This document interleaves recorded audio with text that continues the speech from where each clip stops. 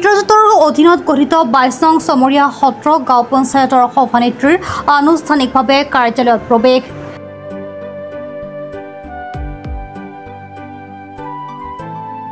কামৰূপ জিলাৰ বকো ছয়গাঁও সমষ্টিৰ অন্তৰ্গত মিত্ৰজোঁটৰ অধীনত গঠিত ২২ নং চমৰীয়া সত্ৰ গাঁও পঞ্চায়তৰ নৱনিৰ্বাচিত সভানেত্ৰী সবিতা মণ্ডলে আজি এক আড়ম্বৰপূৰ্ণ অনুষ্ঠানৰ মাজেৰে পঞ্চায়ত কাৰ্যালয়ত প্ৰৱেশ কৰে। উল্লেখ্য যে চমৰীয়া উন্নয়ন খণ্ডৰ অধীনস্থ ২২ নং চমৰীয়া সত্ৰ গাঁও পঞ্চায়তৰ সমূহ মিত্ৰজোঁটৰ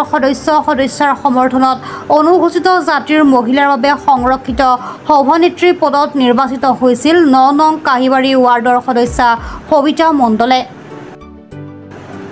সভানেত্ৰীগৰাকীৰ কাৰ্যালয় প্ৰৱেশ অনুষ্ঠানৰ লগত সংগতি ৰাখি চমৰীয়া সত্ৰ গাঁও পঞ্চায়তৰ কাৰ্যালয়ৰ সভাগৃহত অনুষ্ঠিত হয় এখনি গাম্ভীৰ্যপূৰ্ণ সভা।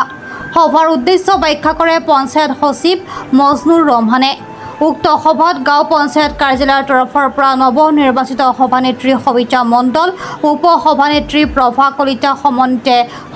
সদস্যাসকলক ফুলাম গামোচাৰে আদৰণি জনোৱা হয়। বকো ছয়গাঁও সমষ্টিৰ ৰগপ দলৰ যুৱ মৰ্চাৰ সভাপতি কৃষ্ণকান্ত কলিতাই আঁত ধৰা সভাখনত পঞ্চায়তখনৰ আগন্তুক দিনৰ কাৰ্যপন্থাৰ ওপৰত তদানীন্তন সভাপতি বুদ্ধেশ্বৰ মণ্ডল, বিজেপিৰ জিলা কাৰ্যনিৰ্বাহক দীপু বায়ন আৰু সমাজকৰ্মী বনমালী দাসে বহু মূল্যৱান পৰামৰ্শমূলক দাঙি ধৰে।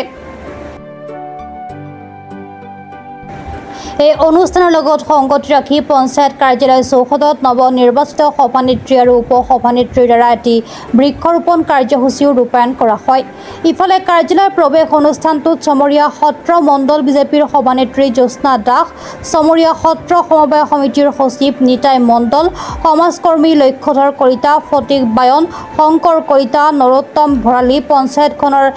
জিপিচি আল ইমৰান হুছেইন, GRS মৃত্যুঞ্জয় মজুমদাৰ, কৰ সংগ্ৰহক প্ৰাঞ্জল প্ৰতিম গগৈ, ৰত্ন অধিকাৰী, দিলীপ চক্ৰৱৰ্তী, প্ৰিয়ম কলিতা প্ৰমুখ্যে কৰ্মচাৰীবৃন্দ আৰু ভালেসংখ্যক ৰাইজ উপস্থিত থাকে।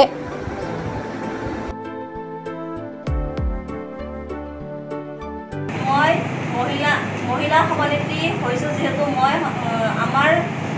এই পঞ্চায়তত থকা যিখিনি দৰিদ্ৰ মহিলা আছে এই মহিলাসকলৰ কাৰণে মই যিখিনি কাম কৰিব পাৰোঁ সেইখিনি কাম মই কৰি যাম আৰু আগন্তুক দিনত যাতে দুখীয়া দৰিদ্ৰ মহিলাসকলে সকলো কাম বা আঁচনি সফলভাৱে তেওঁলোকে পায় সেইখিনি মই মোৰ তৰফৰ পৰা চাই যাম আৰু শেষত মই সকলো কাম কৰি যাম। মই আজি ২২ নং চমৰীয়া গাঁও পঞ্চায়তৰ গৃহপ্ৰৱেশ আছিলে। আমাৰ সকলো মেম্বাৰক লগত লৈ মই আজি সভানেত্ৰী হিচাপে গৃহপ্ৰৱেশ কৰিলোঁ আৰু প্ৰথমতে মই আমাৰ সকলো মেম্বাৰক ধন্যবাদ জনাইছোঁ আৰু আমাৰ ইয়াতে উপস্থিত থকা সকলো ৰাইজক মই ধন্যবাদ জনাইছোঁ। আজি এই গৃহপ্ৰৱেশৰ দিনটো সকলোৱে উপস্থিত থাকি মোক আশীৰ্বাদ দিছে। আগন্তুক দিনত মই ৰাইজৰ হকে তাৰপিছত আমাৰ গাঁওখনৰ যিখিনি উন্নতি কৰিব পাৰোঁ সেইখিনি কাম মই কৰি যাম আৰু আমাৰ আগন্তুক দিনত যিহেতু আমাৰ ৰাইজে যিবোৰ দিহা পৰামৰ্শ জনাব সেইখিনি মই পালন কৰিম আৰু আমাৰ এই গাঁওখনৰ উন্নতি কৰি যাম মই আৰু সকলো মেম্বাৰক লগত লৈ মই এই কামখিনি কৰি যাম আৰু এইখিনি কৈ মই মোৰ চমু বক্তব্য সামৰণি মাৰিছোঁ। নৱনিৰ্বাচিত সভাপতি সবিতা মণ্ডল ডাঙৰীয়ানীক শুভেচ্ছা জ্ঞাপন কৰিছোঁ। লগতে উপ সভানেত্ৰীৰ সহিতে সকলো সদস্যক মই শুভেচ্ছা জ্ঞাপন কৰিছোঁ আৰু আশা ৰাখিছোঁ অনাগত দিনত সভানেত্ৰীৰ নেতৃত্বত ২২ নং চমৰীয়া গাঁও পঞ্চায়তখন অসমৰ সকলো পঞ্চায়ততকৈ আগত থাকিব বুলি মই আশা ৰাখিছোঁ আৰু নিষ্ঠা আৰু সততাৰে এই বডিখনক কাম কৰি যাব বুলি মই আশা ৰাখিছোঁ। লগতে চমৰীয়া গাঁৱত বহুত অভাৱ অভিযোগ আছে, বহুত কাম কাজ কৰিবলগা আছে, দুখীয়া দৰিদ্ৰ মানুহ বহুত আছে। সেই দুখীয়া দৰিদ্ৰ মানুহখিনিক অগ্ৰাধিকাৰ দিব বুলি মই আশা ৰাখিছোঁ আৰু এই সমিতিখনৰ আগন্তুক দিনত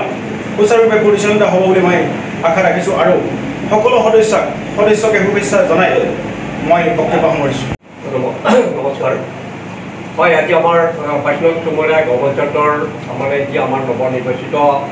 সভানেত্ৰী, উপ সভানেত্ৰী তথা সদস্যবৃন্দ গৃহপ্ৰৱেশ কৰিলে আৰু এই চেগতে যিটো আমাৰ জাতিৰ পিতা মহাত্মা গান্ধীৰ সপোন আছিলে এই সপোনটো আমাৰ অটল বিহাৰী বাজপেয়ীজীৰ যিখিনি আধৰুৱা কৰি থৈ গৈছে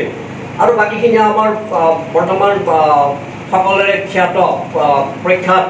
প্ৰধানমন্ত্ৰী মাননীয় শ্ৰী নৰেন্দ্ৰ মোদী ডাঙৰীয়াই গতিকে এইটো সপোন পূৰৰ কাৰণে আমাৰ সমগ্ৰ ভাৰতবৰ্ষত চুকে কোণে প্ৰতিখন গাঁও পঞ্চায়তত মানে এনেধৰণে এটা তেওঁলোকে আমাৰ মুখ্যমন্ত্ৰী হিমন্ত বিশ্ব ডাঙৰীয়াই মানে এটা বাণী দিছে যে গাঁও পঞ্চায়ত হ'ল মানে গাঁৱৰ ভঁৰাল আৰু যাতে ভাৰতীয় জনতা পাৰ্টীৰ যিটো মানে উদ্দেশ্য আৰু লক্ষ্য যে সমাজৰ যিখিনি পিছপৰা শ্ৰেণী আছে তেওঁলোকক আগবঢ়াই নিয়াটো হ'ল উদ্দেশ্য গতিকে সেই সপোনটো মহাত্মা গান্ধীৰ সেই সপোনটো পূৰণৰ কাৰণে আমাৰ প্ৰধানমন্ত্ৰী আৰু মুখ্যমন্ত্ৰী ডাঙৰীয়াই অহৰহ চেষ্টা চলাই আছে আৰু আশা কৰোঁ আৰু যিটো আমাৰ বৈঠকত মানে ৰাজহুৱা ভাষণতো এইটো ঠাই পাইছে যে যিখিনি মানে দুখীয়া ৰাইজ আছে সেইখিনি যাতে আমাৰ সদস্য সভানেত্ৰী সমিতিতে তেওঁলোকক আগবঢ়াই তেতিয়াহে আমাৰ সমাজখন পৰিষ্কাৰ হ'ব আমাৰ দেশখন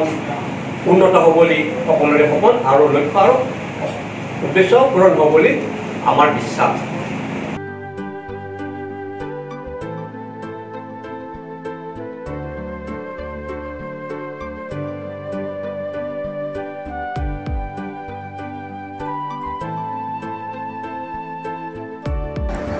চমৰীয়াৰ পৰা সাইফুল ইছলামৰ ৰিপৰ্ট প্ৰাত টাইম ডিজিটেল